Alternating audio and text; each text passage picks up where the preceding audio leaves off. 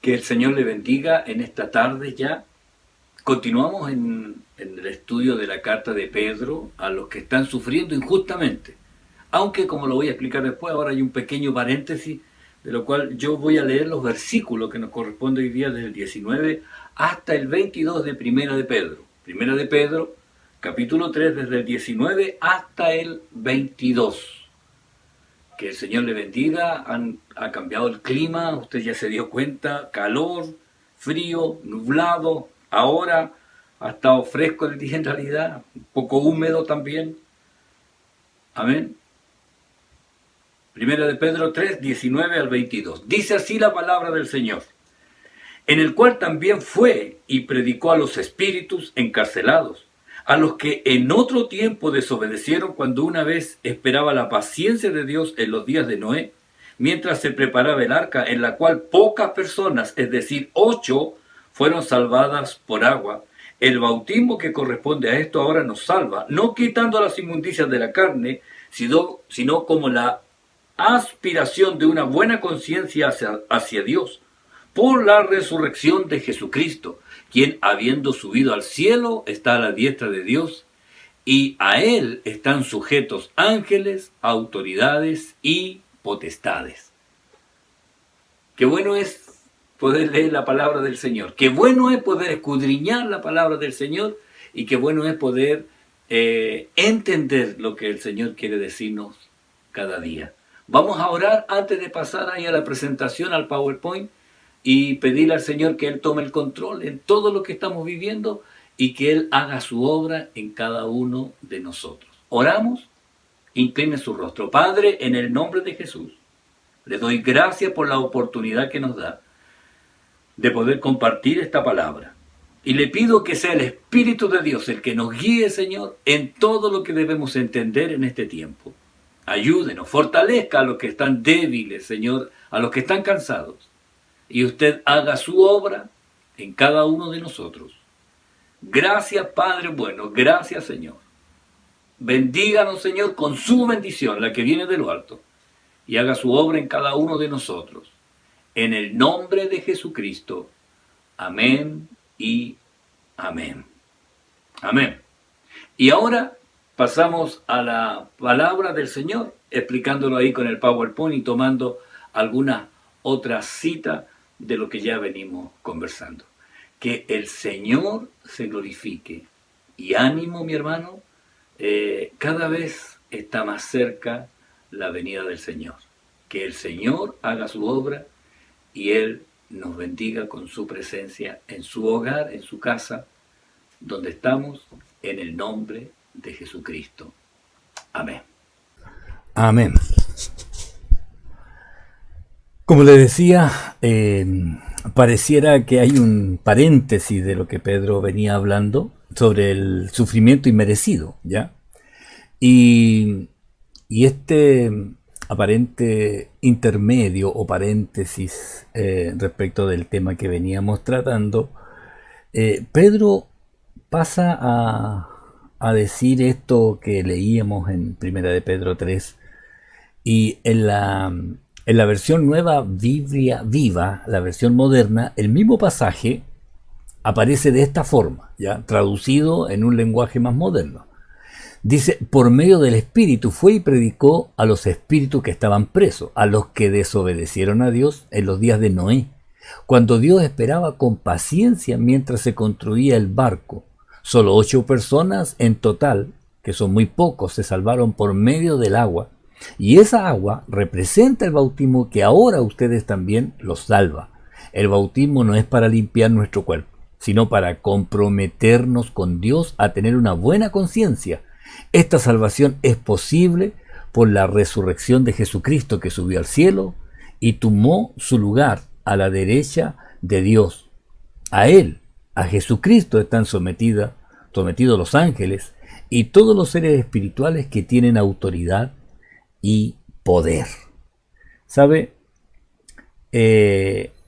No pareciera difícil ya este pasaje, pero no es difícil de entender Porque bueno, aparte que hay una variedad de interpretaciones respecto a estos pasajes de las Escrituras, yo voy a ir mencionando los que tienen mayor,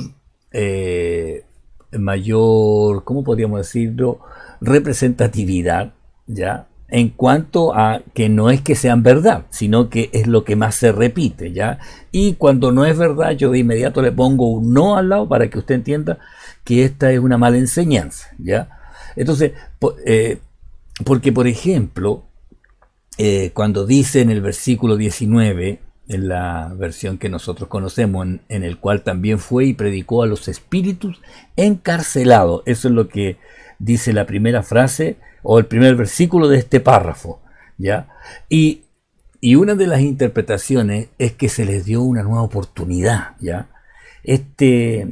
Esta obviamente falso, ya, absolutamente falso, porque nadie tendrá una segunda oportunidad, nadie tendrá una segunda oportunidad, porque la palabra del Señor nos muestra que cada persona tiene su oportunidad en la tierra mientras está vivo, ya. Una vez que la persona muere, ya no hay ninguna oportunidad de salvarse. Aún más, ya, el mismo Jesucristo ya habló cuando narró un pasaje ahí en Lucas 16, el rico y Lázaro. Desde el versículo 19 en adelante, el Señor comienza a hablar de este hombre rico, ya que se vestía de púrpura, que vestía ropa fina, que hacía banquetes, y del mendigo al cual le da el nombre Lázaro. Entonces para muchos este no es una parábola, sino que es una historia verídica, porque ya el personaje tiene nombre, ¿ya? Y este mendigo Lázaro que se echa a la puerta, que tenía llagas, que quería comer aún las migajas de lo que caía de la mesa. Y luego el Señor dice que murieron ambos. El mendigo fue llevado a los ángeles y el mendigo fue llevado por los ángeles al seno de Abraham, y el rico también fue sepultado, ¿ya? Cuando estaban ahí en el lugar llamado Hades, el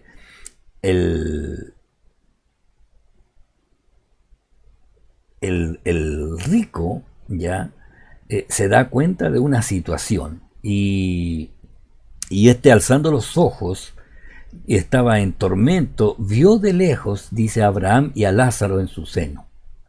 Y él da voces, este rico, y llama a Abraham pidiéndole que tenga misericordia y que enviara a Lázaro, ya, el mendigo, que le mojara ahí, le refrescara ahí por el tormento que tenía en esa llama.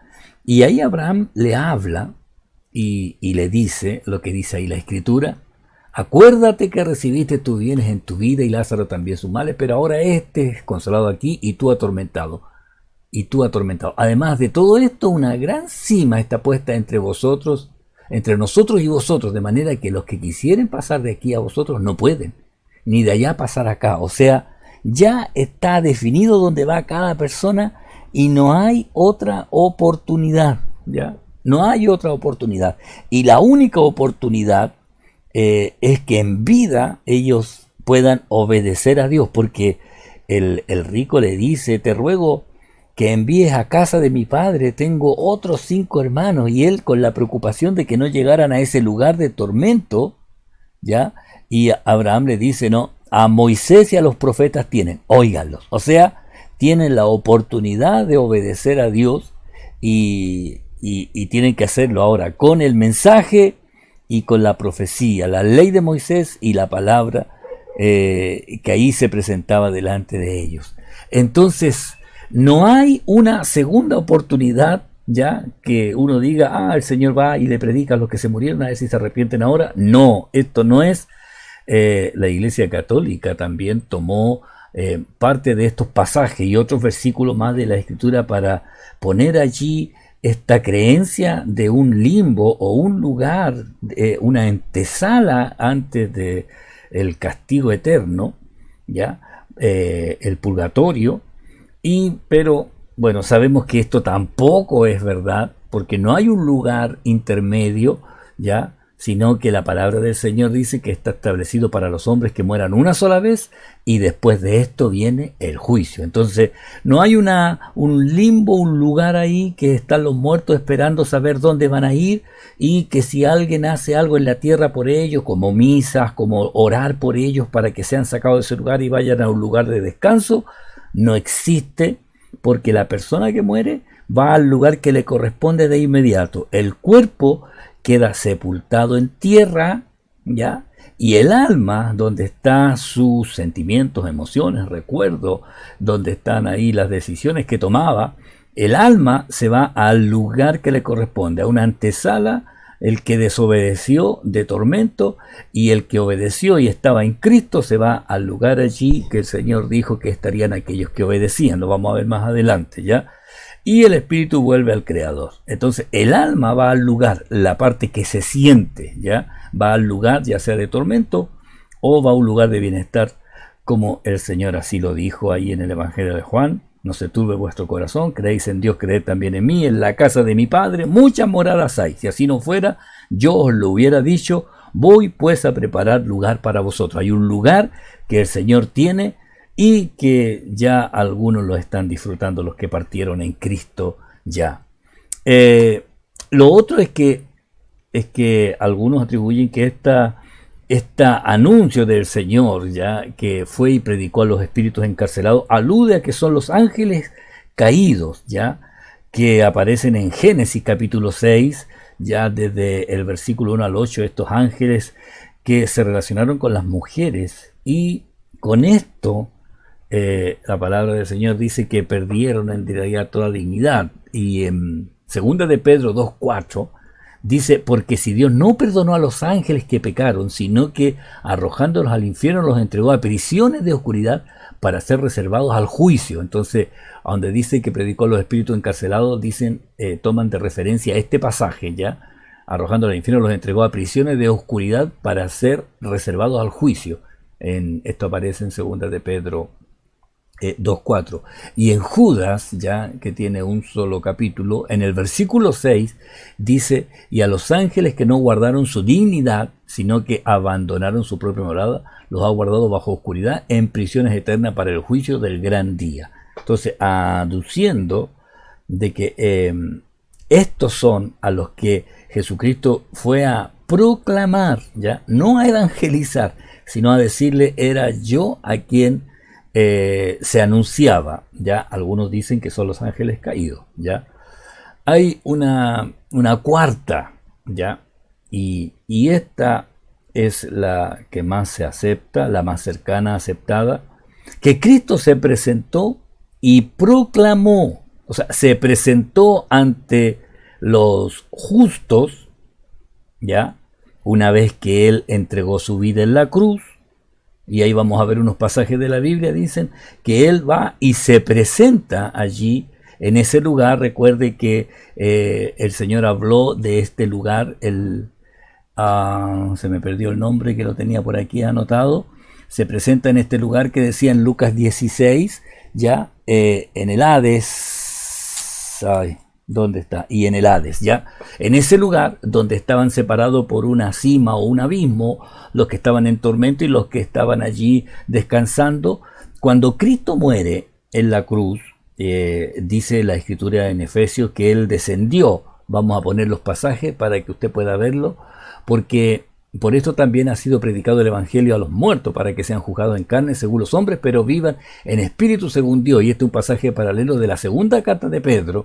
Y en Efesios dice: por lo cual dice, subiendo a lo alto, llevó cautiva la cautividad y dio dones a los hombres, entendiendo que Cristo, al entregar su vida en la cruz, luego desciende y traslada la residencia de los que murieron en fe, ya, de los que murieron en fe, no los que están atormentados, están separados, ya, y que tomó a los que murieron esperando a Cristo desde ese lugar hasta las alturas, hasta la presencia de Dios, hasta el lugar que Dios tenía preparado, ya.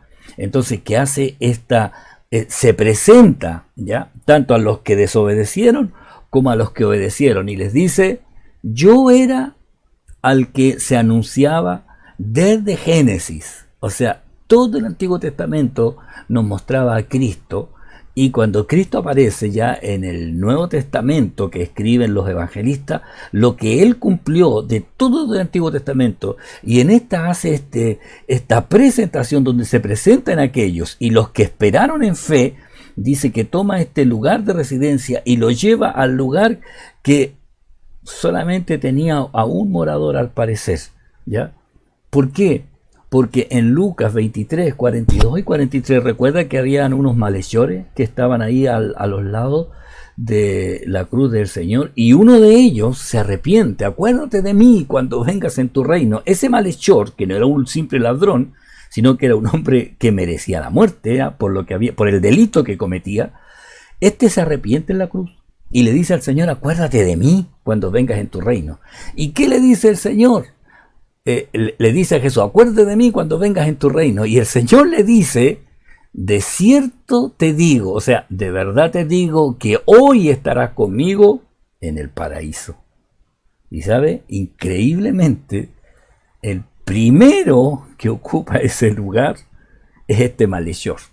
Y el Señor allí va, desciende, toma a los que residían en ese lugar, que esperaron con fe, ya, las almas de todos ellos, y las lleva a este lugar, donde a este malhechor le dijo: hoy estarás conmigo en el paraíso. Hoy estarás conmigo en el paraíso. Y allí quedan estos que habían muerto antes de que Cristo viniera, pero ellos esperaron con fe el cumplimiento, ya, sin haberlo visto. Hebreos 11 dice: estos que lo vieron de lejos y lo saludaron, ya, estos fueron trasladados a ese lugar. Y ahí estaba ahí el malhechor, que el Señor le había dicho que estaría en el paraíso, y todos los que mueren después de Cristo, que hayan recibido a Cristo en su corazón, que hayan entregado su vida al Señor y que obviamente vivieran para Él, cuando mueren, su cuerpo es sepultado o puesto donde deban estar, su alma va allí a ese lugar donde ya están ellos y más los que han muerto en Cristo en este tiempo, y todos los que están llegando a ese lugar de la eternidad. Luego, cuando Cristo venga ya a buscar a su iglesia, los que están vivos aún, dice que habrá una transformación instantánea y vamos a juntarnos ahí con ellos. Y los cuerpos donde ellos murieron, los que estaban en Cristo, dice, van a hacer ahí una resurrección, van a transformarse y van a completarse ahí en el cielo, donde viene el alma de ellos y un cuerpo nuevo. Nosotros, nuestro cuerpo corruptible va a ser transformado instantáneamente, ¿ya?, para recibir al Señor en el aire. Ese será el arrebatamiento, que parece que ahora está más cerca que antes, hermano. Parece que ahora está más cerca que antes. Así que esta aparición de Cristo no es una evangelización a los muertos, sino una presentación. O sea, aquí estoy yo, ustedes a mí me esperaban, vamos, me los llevo arriba, ustedes que nunca quisieron creer, se quedan aquí, ¿ya? Espero que esté claro más o menos lo que estoy hablando de este traslado de la residencia de los que murieron en fe. Y ahora es cuando Pedro habla de Noé, ya en el versículo 20 dice: los que en otro tiempo desobedecieron, cuando una vez esperaba la paciencia de Dios en los días de Noé, mientras se preparaba el arca, en el cual pocas personas, es decir, 8, fueron salvados por el agua. Fíjese que si el agua fue el instrumento del juicio de Dios sobre toda esa generación ya desobediente e incrédula, porque, ¿sabe?, Noé en sí es el mensaje de salvación de ese tiempo, donde esa arca gigantesca que se estaba construyendo era el mensaje de salvación para todos ellos. Pero se burlaron de Noé, porque dijeron: eso nunca va a pasar. Pero llegaron los animales. Oiga, este milagro de que en realidad Noé no fue a buscar a ningún animal, porque el Señor los trajo, ¿ya? Y llegaron como corresponde, las parejas que corresponden, porque Noé solamente obedeció en lo que él tenía que hacer, era construir el arca. Y los animales obedecieron lo que tenían que hacer, llegar a ese lugar. y subirse cuando Dios lo determinaba, y Dios cierra la puerta cuando ya se suben todos los que obedecieron, ¿ya? Oiga, hasta la tortuga obedeció. Fue la última en llegar, pero obedeció. Así que no importa que sea lento, mi hermano, lo importante es obedecer. El Señor tiene el control del tiempo. Ahora, esa agua que fue el instrumento de justicia sobre toda esa generación, esa misma agua fue la que tuvo sobre sí al arca. 8 se salvaron, flotando sobre el agua. Yo pensaba que el agua fue juicio para unos y para otros. En el arca flotaron sobre el agua. Lo mismo pensaba de Moisés, ¿ya? Que a los varones, hijos varones, los mandó Faraón que los arrojaran al río para que murieran. Y la madre de Moisés, ¿ya? Puso a Moisés ahí sobre esta arquilla, sobre el río, ¿ya? Sobre el río, lo que era el instrumento de muerte para los demás niños. Para Moisés fue el río el que lo mantuvo con vida allí, flotando sobre esta arquilla. Entonces, aquí Pedro habla de esta generación de incrédulos, y la verdad es que no son solamente los que no creyeron a Noé, sino que todos los que no creyeron, ¿ya?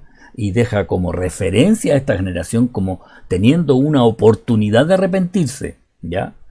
No lo hicieron, no lo hicieron. Al contrario, se burlaron del mensaje, y a lo mejor a usted también le ha pasado que más de alguien se burla cuando uno predica, ¿ya? Pero a esto se refiere en realidad Pedro.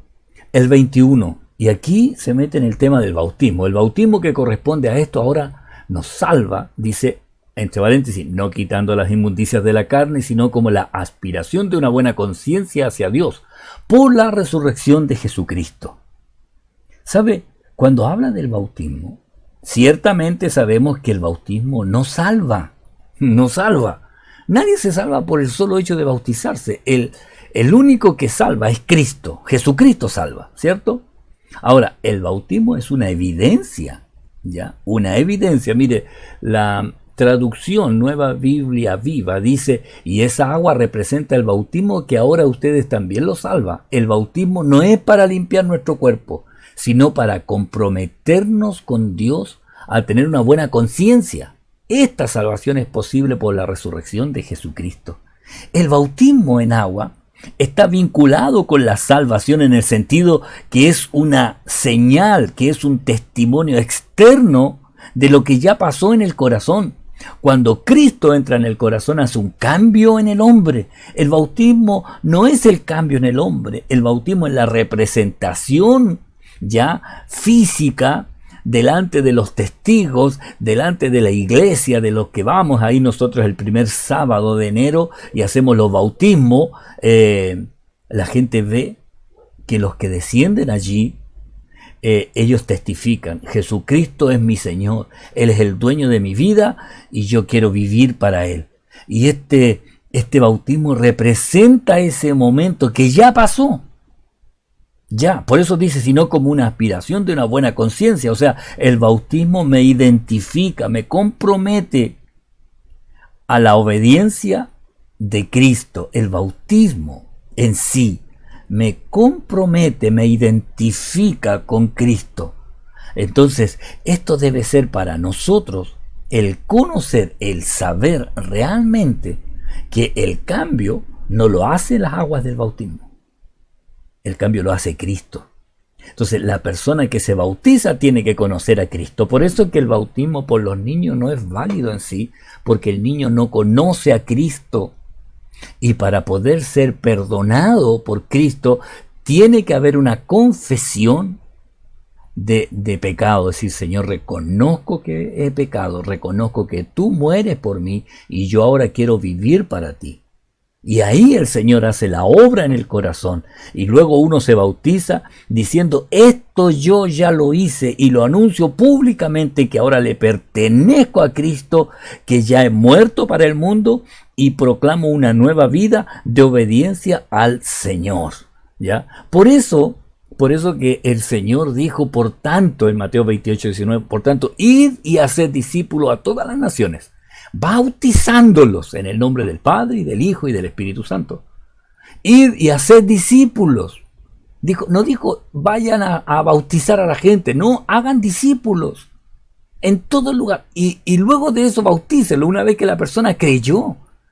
Entonces la Iglesia Católica se dedica a bautizar a los niños cuando nacen, y con esto dice que quedan limpios ya del pecado original. Y no es así, hermano. Esa es una mentira. No tiene ninguna validez. Si alguien que está en la iglesia dice, no, yo me bauticé cuando era niño, no, tiene que bautizarse una vez que reconoce que Cristo es el Señor. Lo demás no tiene ningún valor, ¿ya? Y el bautismo debe hacerse en el nombre del Padre y del Hijo y del Espíritu Santo. Aunque Pedro, cuando en Hechos 2:38, hace unos jueves atrás lo hablé, les habla a la gente: arrepentíos y bautícese cada uno de vosotros en el nombre de Jesucristo para perdón de los pecados y recibiréis el don del Espíritu Santo. Y cuando habla hacerlo en el nombre de Jesucristo, se refiere a lo que el Señor Jesucristo dijo cómo debía hacerse. Háganlo como dijo Jesucristo. ¿Y cuál fue la orden de Jesucristo? Bautícele en el nombre del Padre, del Hijo y del Espíritu Santo. Y no es que Pedro haya cambiado la fórmula bautismal, que ahora no digan en el nombre del Padre, del Hijo y del Espíritu Santo, sino que digan en el nombre de Jesucristo. No es válido, ¿ya? No es válido tampoco hacerlo en el nombre de Jesucristo solamente, porque el Señor mostró la clara señal, mostrando al Padre, al Hijo y al Espíritu Santo. Y es la forma que el Señor nos dijo que debíamos hacerlo. Amén. Así que ya lo sabe, el bautismo es necesario, ya es necesario, no es una opción. Si usted puede hacerlo, hágalo. Quedamos justo pendiente con un bautismo que íbamos a hacer con una hermana que quería bautizarse, y vino todo esto que no nos podíamos juntar, que no podíamos en lugar, y ahí ahora estamos esperando que llegue la oportunidad de poder realizarlo. Si no es de aquí, se tendría que ser el primer sábado de enero, pero sí es posible que se levante todo esto. Y incluso yo hasta ya había hablado ahí con un lugar para poder hacerlo, pero ahora ya no se puede. Pero mientras uno pueda, debe hacerlo. Es una clara señal de que yo estoy viviendo para Cristo, ¿ya? Ahora, si alguien no lo puede hacer por razones físicas de salud, el malhechor que se convierte ahí en la cruz no se pudo bautizar, sin embargo fue salvo por el solo hecho de confesar, pero es porque él no podía, ¿ya? Pero los que pueden deben hacerlo. Es la primera demostración de obediencia a un mandato de Cristo, porque Él lo mandó. Entonces es la primera señal de obediencia. Y si yo digo que Jesús es mi Señor, obviamente tengo que obedecerle desde el inicio, bautizándome, ya en el nombre del Padre y del Hijo y del Espíritu Santo. Ahora el versículo 22, ya Pedro habla de la autoridad de Jesucristo, que es sobre todos, y esto todos nosotros lo sabemos. Hay un pasaje que aparece que siempre me ha gustado leerlo, pero bueno, primero, Pedro dice: quien habiendo subido al cielo está a la diestra de Dios, y a él están sujetos ángeles, autoridades y potestades. La autoridad de Jesucristo sobre todos. Pablo, cuando le escribe a la iglesia de Filipo, a los filipenses, en el capítulo 2 del 9 al 11, me gusta mucho, porque primero los versículos anteriores hablan de la humillación, ¿ya? Tomando forma de siervo, hecho semejante a los hombres, y estando en la condición de hombre se humilló a sí mismo, ya eso lo dice antes. Pero luego de eso dice: por lo cual Dios también lo exaltó hasta lo sumo, ¿ya? Y le dio un nombre que es sobre todo nombre, para que en el nombre de Jesús se doble toda rodilla de los que están en los cielos arriba, en la tierra y debajo de la tierra, y toda lengua confiese que Jesucristo es el Señor, para gloria de Dios Padre. ¿Sabe? Servimos al Rey de Reyes y Señor de Señores, a la máxima autoridad del universo, al que tiene el control sobre todo. ¿Sabe? Uno mira, hay presidentes que parecen estrellas en realidad, presidentes de potencias mundiales que tienen la capacidad de hacer lo que quisieran, pero no. Todo está sujeto a la mano del Señor. Nadie puede hacer, ¿ya? Hay personas que están viendo complot en todos lados. ¿Sabe? A Dios no se le va a escapar nada. Ni siquiera un complot que estén haciendo ahora 2 personas escondidas en algún lugar. Dios tiene el control. Y lo que se va a cumplir, hermanos, es lo que Dios ha determinado. No lo que estén haciendo 2 o 3 personas, o 3 y otro que esté haciendo una vacuna que quiera poner esto y la gente empieza a asustarse. No, el que tiene el control de todo es Dios.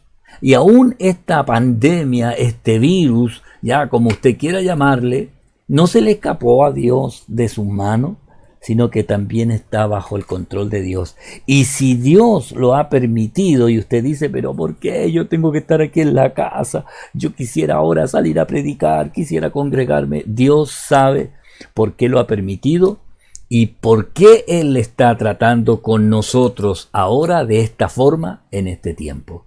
Solamente, hermano, para terminar, decirle que usted le diga, lo veíamos el martes, si no me equivoco, decirle, Señor, ¿qué quieres que yo haga ahora? ¿Ya? En la situación que estamos viviendo, ¿qué debo hacer yo ahora? Y no importa, usted está en su casa, puede llamar, puede escribir WhatsApp, puede mandar mensajes de texto, Messenger, correos, usted puede por Facebook subir pasajes bíblicos, usted puede escribirle a su familia, a sus amigos, decirle la verdad, Cristo viene pronto, Él es el Rey de Reyes y el Señor de Señores. Hermano, que el Señor nos ayude a hacer su voluntad en este tiempo. Próximo jueves comenzamos con el capítulo 4 y retomamos el tema de lo que veníamos hablando, poniendo a Jesucristo como el ejemplo máximo. ¿Usted cree que está sufriendo? Piense en lo que hizo Jesucristo. Y el Rey de Reyes y Señor de Señores está de nuestro lado. ¿Qué tal si oramos al Señor?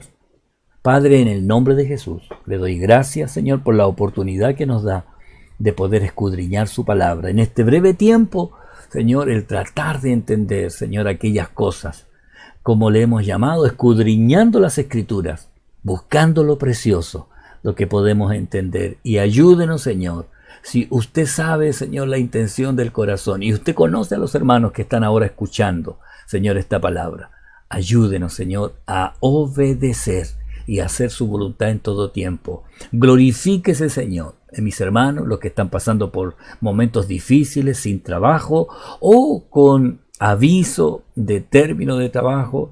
Yo pido que usted abra puertas de bendición sobre ellos y les bendiga con un milagro, como usted sabe hacerlo. Glorifíquese en los hogares y en cada familia. Gracias, Señor, en el nombre de Jesucristo, el Rey de Reyes, el Señor de Señores. Amén. Hermano, que el Señor le bendiga y esté atento a los grupos de WhatsApp. Hay mensajes ya que están subiendo los distintos grupos y usted ahí escuche la palabra del Señor. La escuela dominical, cada clase, escuche la palabra del Señor. ¿Sabe? Trate de hacerlo en los tiempos que nosotros usábamos, ¿ya? Cuando es escuela dominical, hágalo en la mañana. En los cultos, hágalo a la hora de los cultos. Porque cuando retomemos, para que usted no esté perdido con los horarios, pues, hermano, ¿ya? Que el Señor le bendiga. Nos vemos pronto. Amén.